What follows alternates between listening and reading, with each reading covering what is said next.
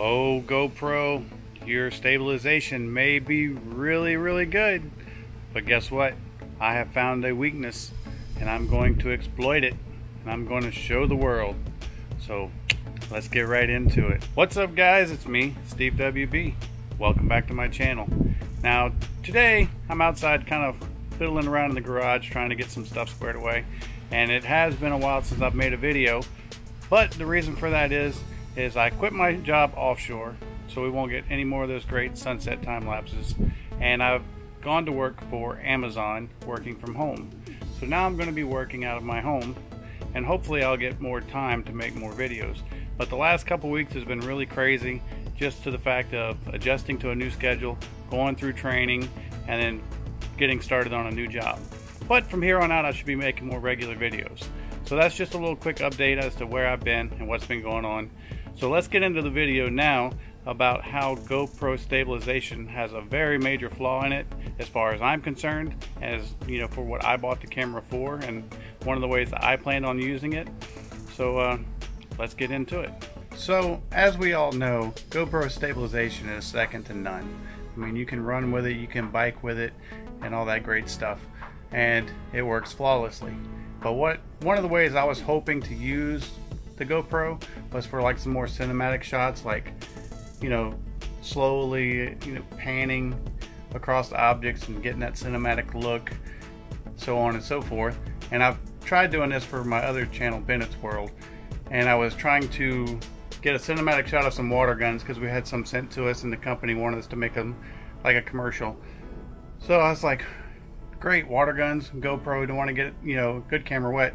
So I was trying to do these pan shots with the GoPro, and what I found is GoPro stabilization does not work if you move really slow, because when I was trying to get these cinematic shots, it was picking up all my hand jitters, and you know, I'm in my 40s, so I'm not as stable as I was when I was 20. And I mean, it was bad enough to the point that I had to actually use warp stabilizer to smooth out these pan shots. And I'm going to show you an example right now, and I'm going to compare that to a pan shot used with the Panasonic G7. That is a non-stable camera. See if you can tell which one is better or worse. Let's look at that now.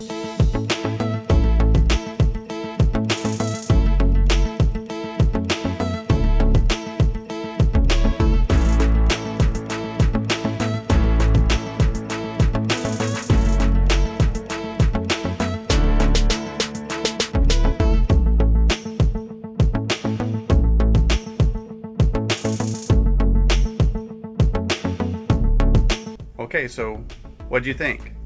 As you can tell, you really can't tell the two apart. The only way you can really tell is probably image quality. And the only thing I can think of as to why this works that way is GoPro's stabilization works off what they call a predictive algorithm. So when you're running, the program is trying to predict the next movement and stabilize the image based off of that. And my guess is when you're moving really slow, that it's not getting enough information to make its prediction, and therefore you lose your stabilization, and it just looks really bad when you try to pan in slow motion. But anyway, that's all I got for this little quick video. This is just kind of a get back in there video. There's going to be more stuff to come. I'm planning on making an update of the printer camera slider. I'm going to add the features to it that I wanted to before, and we'll do an update video on that as well. But anyway, thanks for watching. I'm Steve WB, and I'm out.